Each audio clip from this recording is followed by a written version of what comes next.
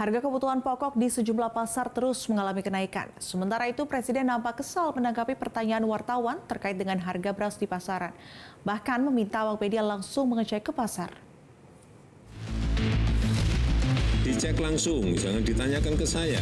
Meskipun saya tahu setiap hari harga itu naik turunnya saya tahu, tapi tolong ditanyakan ke saya, jangan terus ditanyakan ke saya. Cek di lapangan sendiri.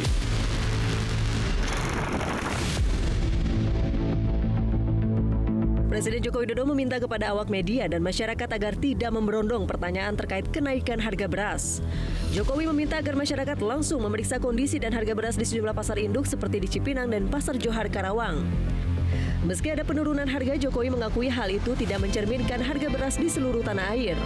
Tanyakan saja, tolong berbondong-bondong ke pasar induk beras Cipinang dan juga ke pasar beras di Pasar Johar Karawang. Dilihat di lapangan, sudah turun. Tapi memang itu tidak merepresentasikan harga-harga di seluruh tanah air, di beberapa provinsi. Coba dicek semuanya, dicek langsung, jangan ditanyakan ke saya. Kini Kementerian Perdagangan menerbitkan izin impor beras 1,6 juta ton untuk melengkapi stok cadangan beras pemerintah atau CPB. Hal itu disampaikan Dirjen Perdagangan Dalam Negeri Kemendak usai menggelar rakor pengamanan pasokan dan harga pangan jelang puasa. Menurut Kemendak, penambahan impor beras diperlukan guna menjaga ketersediaan pasokan pangan dalam menyambut Hari Besar Keagamaan. Dalam kesempatan yang sama, Menteri Dalam Negeri Tito Karnavian berdalih dengan melakukan impor, harga beras di Singapura termasuk yang termurah. Menurut Tito, murahnya harga beras di Singapura karena pemerintahnya tidak perlu menyesuaikan dengan harga di tingkat petani selaku produsen.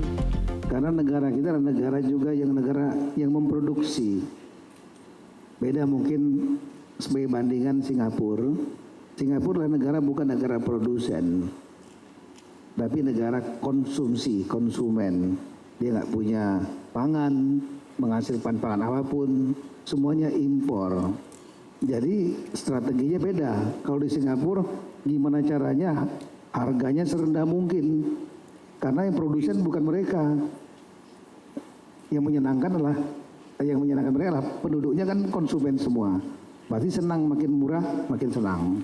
Nah, kalau kita tidak, Indonesia, kalau harganya terlalu murah sekali, kasihan petani dan penghasil lainnya, termasuk pengusaha. Masih tingginya harga beras di pasaran membuat ratusan warga di Kecamatan Tiga Raksa, Kabupaten Tangerang, Banten terpaksa mengantri berjam-jam demi mendapatkan beras murah. Bahkan karena khawatir tidak kebagian beras murah, sejumlah warga yang mayoritas ibu rumah tangga terlibat saling serobot antrian hingga berdesakan. Tim Liputan Metro TV. Jelajahi cara baru mendapatkan informasi. Download Metro TV Extend sekarang.